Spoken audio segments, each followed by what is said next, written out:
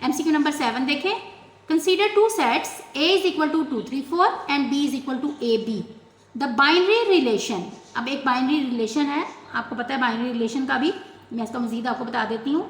तो binary relation में हमें एक मिला हुआ है, वो रिलेशन क्या है, उसमें ऑर्डर्ड पेयर 2B 3B और 4B है। अब बाइनरी रिलेशन का बेटे कॉन्सेप्ट क्या होता है, अब मगर आगे हमें उन्होंने चूंकि फंक्शन की बात कर दी है तो हम बाइनरी रिलेशन से आगे फंक्शन पे चले जाते हैं। उन्होंने कहा है कि ये क्या है, ये नॉट अ फंक्शन है, एन इनटू फंक्शन है, एन ऑन टू फंक्शन है या वन वन फंक्शन है। तो बाइनरी रिलेशन में तो बहुत ज़्यादा रिस्ट्रिक्शन नहीं होती, लेकिन फंक्शन के लिए हमने कुछ कंडीशंस हैं जो फुलफिल करवानी होती हैं।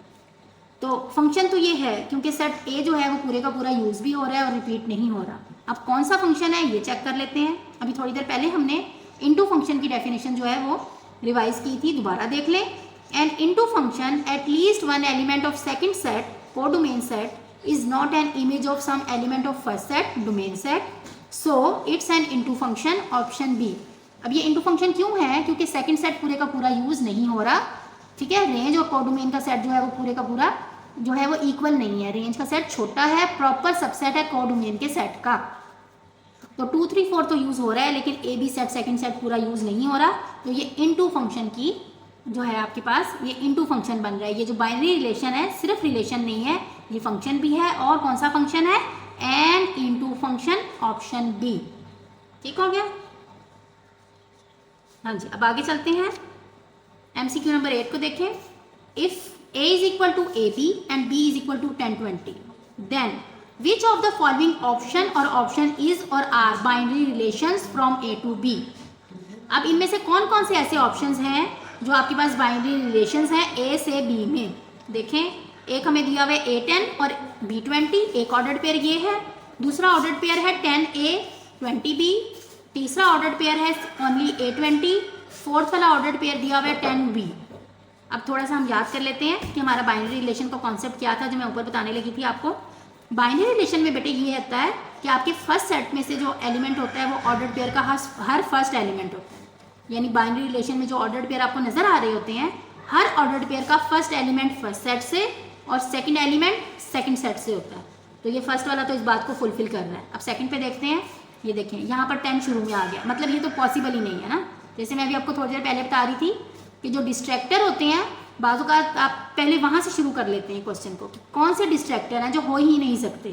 तो 2 वाला तो हो ही नहीं सकता, फिर 4 वाला भी हो ही नहीं सकता। क्यों, क्योंकि इसका पहला एलिमेंट सेकंड सेट से है, जो कि बाइनरी रिलेशन का आपके पास ये रूल है कि पहला एलिमेंट जो होता है, जो फर्स्ट एलिमेंट होता है वो फर्स्ट सेट से होता है। तो सेकेंड और फोर्थ तो हो ही नहीं सकते, और 1 और 3 जो है वो पॉसिबिलिटी है।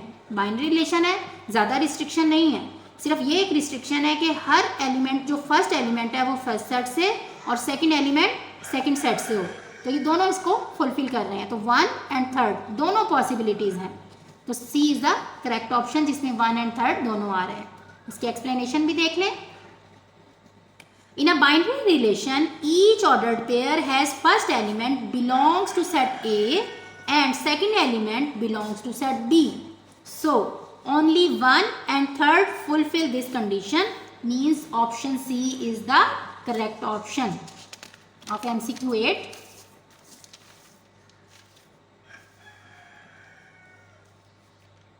हाँ जी, नेक्स्ट देखते हैं MCQ नंबर 9 में क्या बात हो रही है।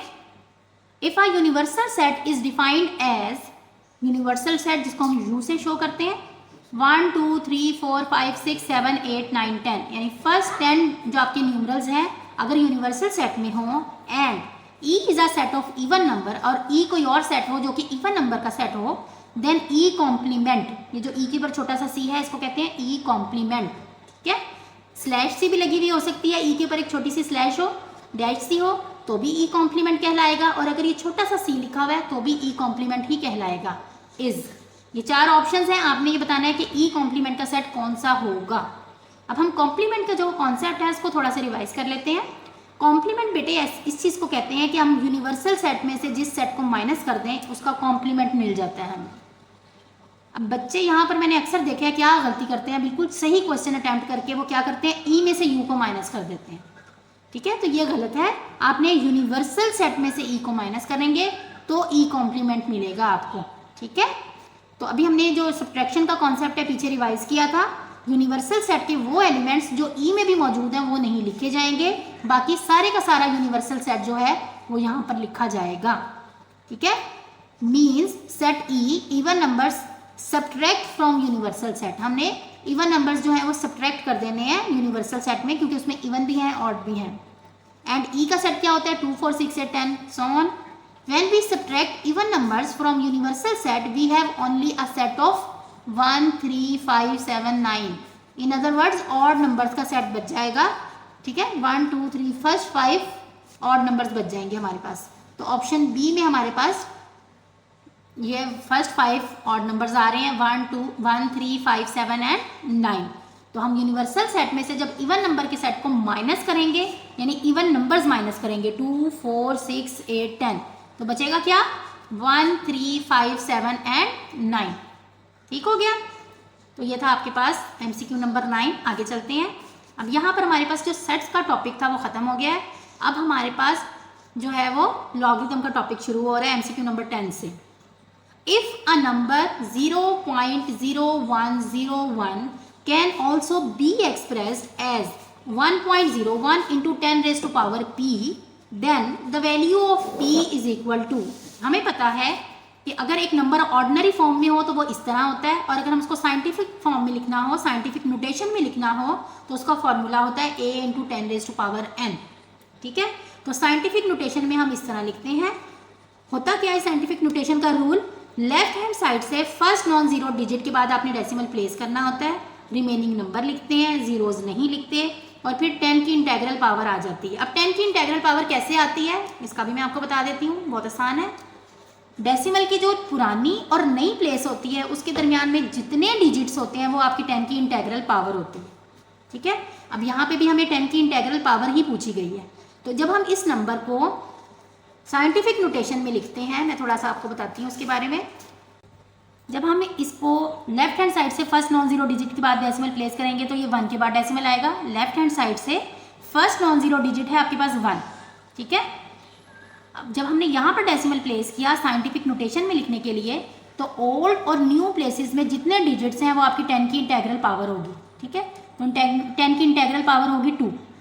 लेकिन यहाँ पर एक और बात भी है जिसका हमने ध्यान रखना है, वो क्या है, अगर आप अपने डेसिमल को लेफ्ट हैंड साइड से लेके जा रहे हैं तो हमेशा पावर नेगेटिव में होगी, वो नंबर हमेशा नेगेटिव के साथ लिखा जाएगा। तो अब ये जो 2 है, चूँकि हम लेफ्ट हैंड साइड से अपना जीरो उठा रहे हैं, अपना डेसिमल को उठा रहे हैं, लेफ्ट हैंड साइड से मूव करवा रहे हैं डेसिमल को, तो हमेशा माइनस आएगा। तो सिर्फ 2 नहीं आएगा, -2। तो p की पावर जो होगी वो p की जो वैल्यू होगी वो -2 होगी, यानी 10 की पावर इंटेग्रल पावर -2 होगी।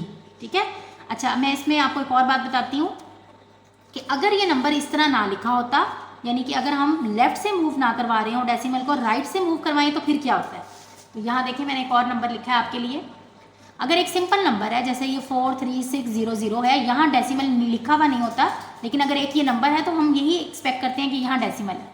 अगर आप इस डेसिमल को यहाँ से राइट हैंड साइड से मूव करवाते हैं लेफ्ट हैंड साइड से फर्स्ट नॉन जीरो डिजिट के बाद, यानी कि 4 के बाद, तो 4.36 इंटू 10 रेज टू पावर क्या होगी, ओल्ड और न्यू प्लेसेस में जितने डिजिट्स हैं वो आपकी इंटेग्रल पावर होगी, और अब प्लस में होगी। क्यों, क्योंकि अब आपने राइट हैंड साइड से मूव करवाया, लेफ्ट से नहीं मूव करवाया। तो लेफ्ट हैंड साइड से अगर आप मूव करवाते हैं तो नेगेटिव पावर, और अगर राइट हैंड साइड से हम अपने डेसिमल को मूव करवाते हैं तो हमेशा इंटेग्रल पावर प्लस में होगी। ठीक हो गया, तो ये आपको एक ही वक्त में 2 बातें पता चल गई कि नेगेटिव साइन कब होता है और पॉजिटिव साइन कब होता है। अच्छा जी, MCQ नंबर 9 हो गया। करेक्ट ऑप्शन है हमारा -2, यानी 10 की पावर जो है वो -2 है, क्योंकि हमने मूव करवाया लेफ्ट हैंड साइड से। नेक्स्ट इसकी मैंने एक्सप्लेनेशन लिखी हुई है, वो भी देख लेते हैं।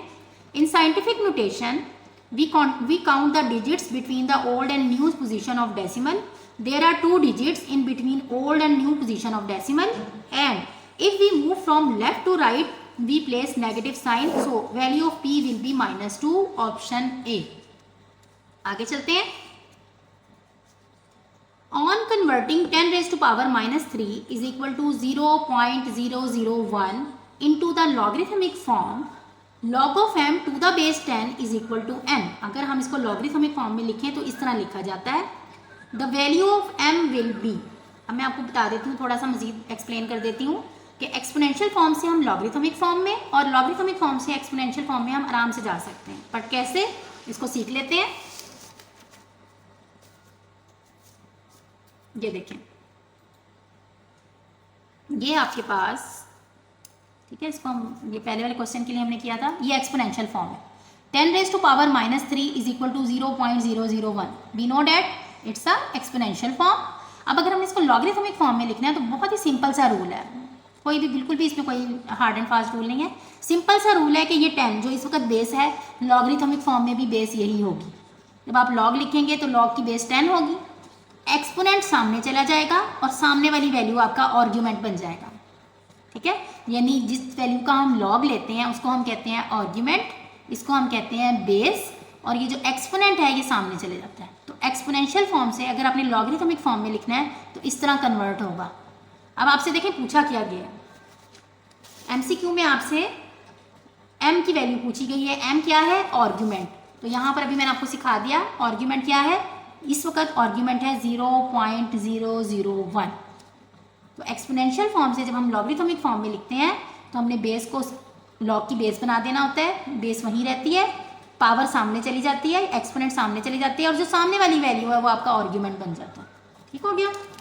इस एमसीक्यू में आर्ग्यूमेंट की वैल्यू पूछी गई थी जो कि है 0.001। इसकी कुछ एक्सप्लेनेशन भी मैंने दी हुई है, वो भी देख लेते हैं। In logarithmic form we write log of 0.001 to the base 10 is equal to -3. Base remains in the same place. The front value will be argument and exponent in front of log.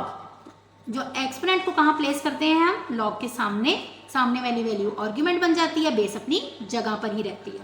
Then m will be 0.001. Option B is the correct option.